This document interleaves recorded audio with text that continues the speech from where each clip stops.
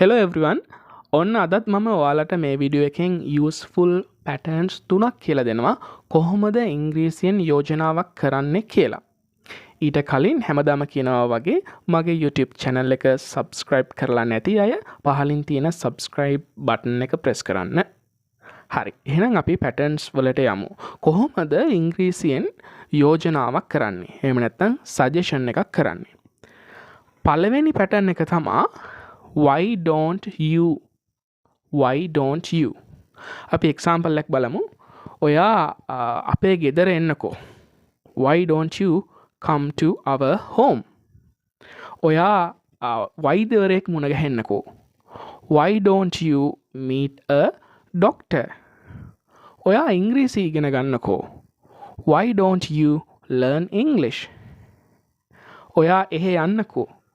Why don't you go there? එතකොට why don't you කියන කොටස මතක තියාගත්තොත් ඊටු ටික ඔයාට base verb එක පාවිච්චි කරන්න පුළුවන්. Why don't you go? Why don't you eat something? අන්න ඔය විදිහට. එහෙනම් why don't you කියන කොටස මතකේ තියාගන්න. right.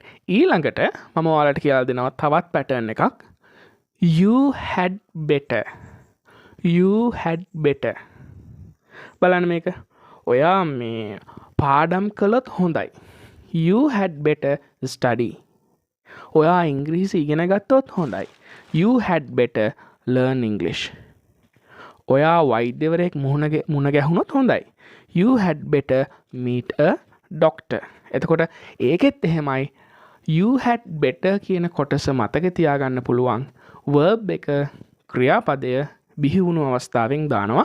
base form එකෙන් දානවා. You had better find a job. ඔයා job එකක් හොයාගත්තොත් හොඳයි. right. ඊළඟ pattern එකට යමු. very simple pattern එකක්. You should කියන එක. ඔබ යම් කිසි දෙයක් කළ යුතුයි. You should meet a doctor. ඔබ වෛද්‍යවරයෙක් මුණ ගැසිය යුතුයි. You should have a rest. ඔබ විවේක ගන්න ඕනේ. ඔයා rest එකක් ගන්න ඕනේ. You should find a job. රැකියාවක් සොයාගත යුතුයි. ඔබ රැකියාවක් සොයා ගන්න ඕනේ. You should have a rest. ඔබ විවේක ගත යුතුයි. You should learn English. ඔබ ඉංග්‍රීසි ඉගෙන ගත යුතුයි.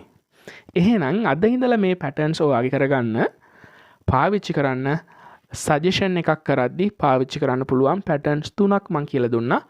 ආයෙත් ටක් ගාලා යමු මුලට. පළවෙනි එක why don't you? Why don't you? Why don't you eat something? ඔයා මොනවා හරි දෙයක් කන්නකෝ.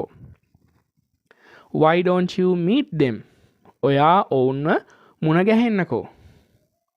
Why don't you call her? ඔයා ඇයට call කරන්නකෝ.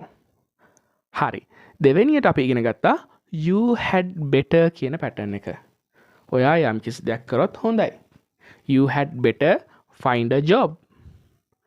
You had better go to town. ඔයා town එකට ගියොත් හොඳයි. You had better meet him. ඔබ ඔහුව මුණ ගැහුණොත් හොඳයි. හරි. අන්තිමට අපි ඉගෙන ගත්තා you should කියන pattern එක. ඔබ යම් කිසි දෙයක් කළ යුතුයි. You should meet her. ඔබ ඇයව මුණ ගැසිය යුතුයි. You should go now. ඔබ දැන් යා යුතුයි. You should leave now. ඔබ දැන් පිටත් විය යුතුයි. You should study. ඔබ අධ්‍යයනය කළ යුතුයි. ඔබ ඉගෙන ගත යුතුයි. You should learn English. ඔබ ඉංග්‍රීසි ඉගෙන ගත යුතුයි. You should practice. ඔබ පුහුණු විය යුතුයි. ඔබ practice කළ යුතුයි. එහෙනම් මම හිතනවා මේ දේවල් ඔයාලට clear ඇති කියලා. suggestion එකක් කරන්න patterns තුනක් මම ඉගෙනුවා. මේ patterns තුන ඔයාගේ කරගන්න, ඔයාගේ ඉංග්‍රීසි කතාවට යොදා ගන්න, ඉංග්‍රීසියෙන් කතා කරන්න. එහෙනම් හැමෝටම ජය වේවා.